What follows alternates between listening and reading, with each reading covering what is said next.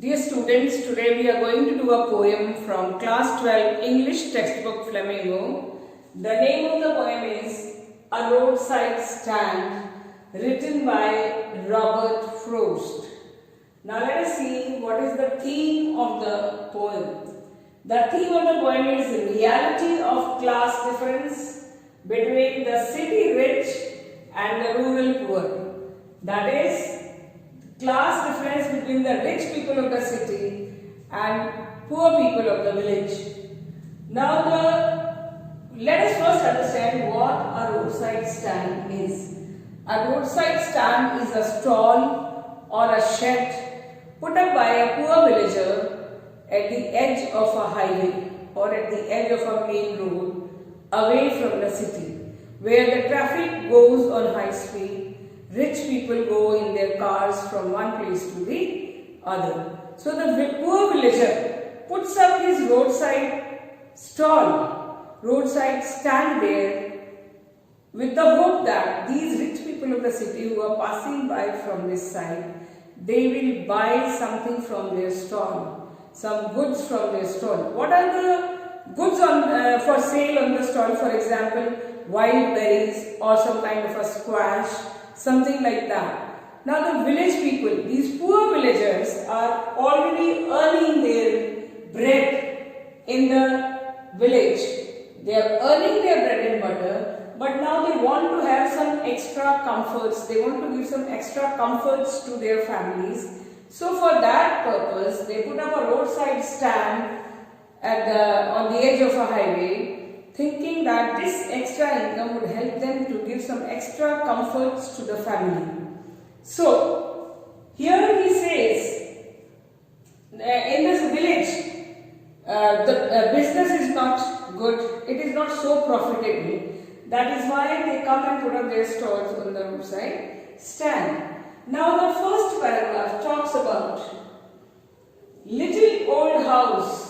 The little old house is out with a new shed, means the poor villager has a little old house at the edge of the road which he renovates and converts into a small shed or maybe a kind of a small shop where he puts up wild berries or some golden squash in crook-necked bottles, that is in the bottles which have a crooked neck. That is where they are selling squash in that. They put up that on this roadside stall, thinking that the rich people who are passing from there in their cars will halt for a while and buy something from their stall. Now, the village poor thinks that these rich people will pass, but this polished traffic, that is this traffic of rich people, they go with their mind ahead. Their mind is set on their destination. They are going on a high speed. They hardly notice this stall at the side of the road. So, they don't buy anything. And this is not an appropriate place for the stall to be put up because the traffic goes on high speed. Nobody notices them. So, then he says these rich people going in their cars don't notice these stalls, and if at all they notice this stall put up over there, they are out of sorts, they are out of mood, they are annoyed that this stall is spoiling the beauty of the landscape with its artless paint, with N written wrong and S written wrong. So they only complain. So they are out of sorts means they are out of mood, they are annoyed to see such a stall put up over there, and they do not buy any berries being offered there or any squash that these villagers are offering on their stall. But the poet says, because these rich people complain about the spoiling of the beauty of the landscape, so the poet says, all beauty rest in a mountain scene. Let beauty rest in a mountain scene. He says, you rich people have money. If you want to see the beauty of the landscape, go to the mountain. Rather than complaining here and getting annoyed, the roadside stand is spoiling the beauty of the place. So he says, you have money. Why keep money? Why keep money means at least buy something from here. This poor villager has put up the stall with the hope that he will get some extra income. Why not help this poor villager by buying something from his stall rather than complaining that his stall is spoiling the beauty of the landscape?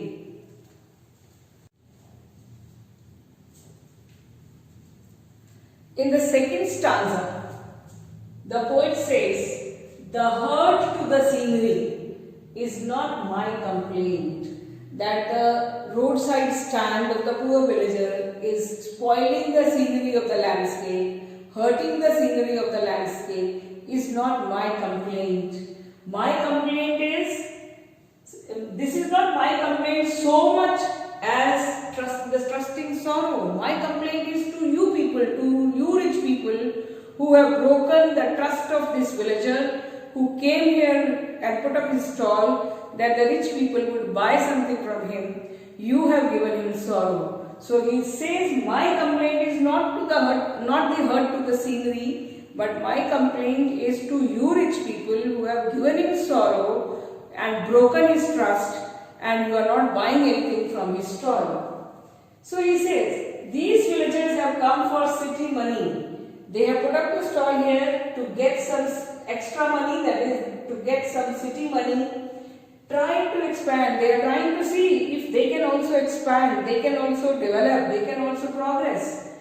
As the party in power keeping from us means they are not fulfilling their promises as they had told them. The party in power, the leaders who came to them for votes, they made their promises, but they kept those promises from us means from them. Then he says, it is in news. They have heard that these leaders, the political leaders who came to them for votes, these leaders have promised that these pitiful kinglings, these poor villagers, that they will allot them some stall next to the theatre or next to a store in the village itself, because a lot of people will come to the theatre, a lot of people will come to the store, and they will also visit their stalls, they will also buy goods from their stalls.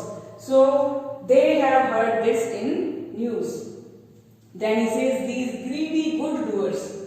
These greedy good doers means these people who are asking them for votes, these leaders, they are greedy, doing good because of their greed for their vote bank. Beneficent beasts of prey, they make these villagers their prey for their benefits. And enforcing benefits, they are giving them benefits, enforcing. Rather, they are not even asking, but they are forcing on them, you take this and you take that. Why? Because they want their votes. Calculated to suit them. That is, these benefits that they are giving them are already calculated to benefit them, to suit them, to make them earn them votes. Now these leaders make their promises, but he says they destroy their sleeping. After making promises, they tell them, go and sleep, be relaxed. But what happens is, they destroy their sleeping because they themselves go and sleep, and the sleep of these poor villagers is destroyed.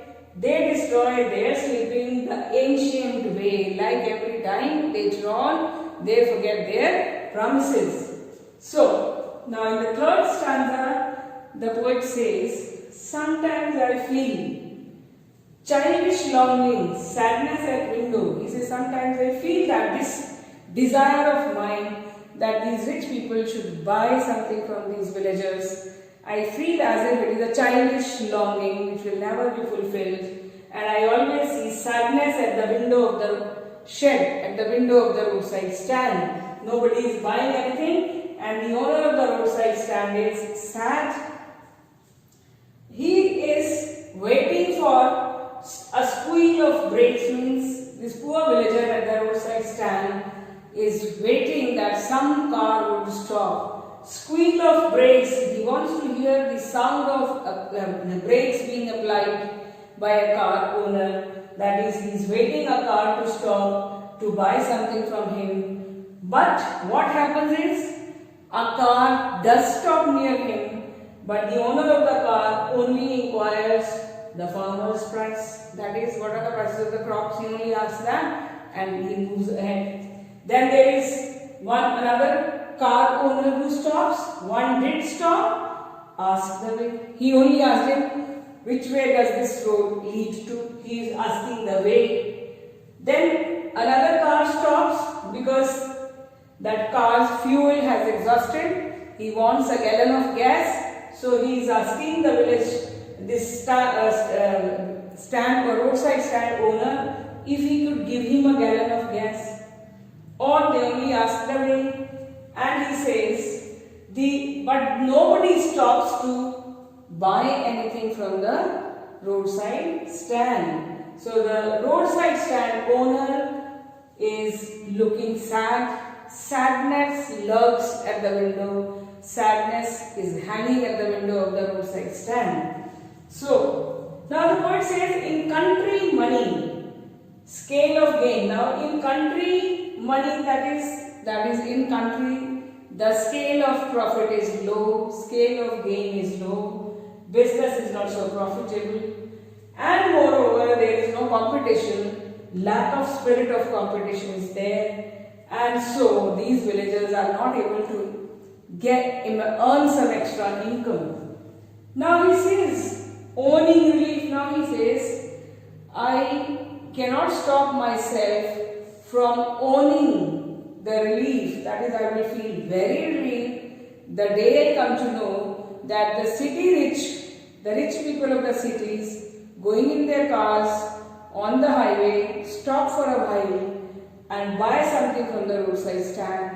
This will help them to put them out of their pain. That is, if these rich people show their concern towards these villagers and just halt for a second and buy something from their roadside stand, then they will put them out of pain, and at the same time they will put me also out of pain. I will also feel very relieved. So the poet's only relief will be if the rich people of the cities buy things from the roadside stands and help these villagers to earn some extra income for which they have put up the stall.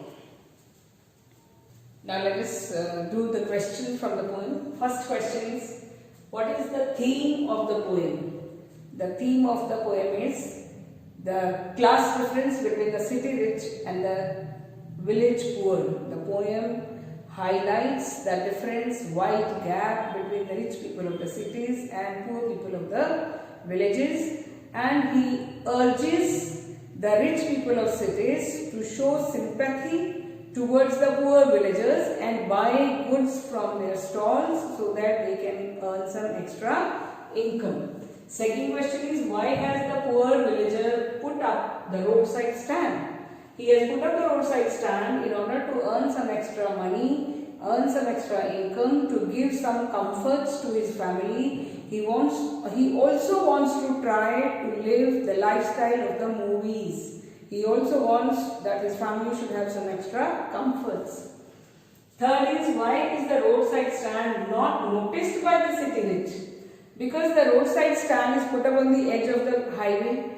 Now on the highway the traffic goes on high speed and the minds of the car drivers or the car owners are set on their destination. So they don't look left and right. They do not notice the roadside stand put up there by the villagers. What is the childish longing that the poet refers to? The childish longing that he refers to is his desire that these rich people of the cities should buy goods from the owners of the roadside stands. Why does he call it the childish longing? Because he feels that this desire will not be fulfilled. Just as a child, he desires so many things, but all his wishes are not fulfilled. In the same way, he thinks that it is a childish wish, that he is wishing that some rich people should buy the goods from the roadside stand, but this wish will not be fulfilled, so he feels it is a childish longing. What is the complaint of the city folk? The complaint of the city people is that the roadside stand is spoiling the beauty of the landscape. It is artlessly painted, S is written wrong, N is written wrong, so it is spoiling the beauty of the place. So they complain about this.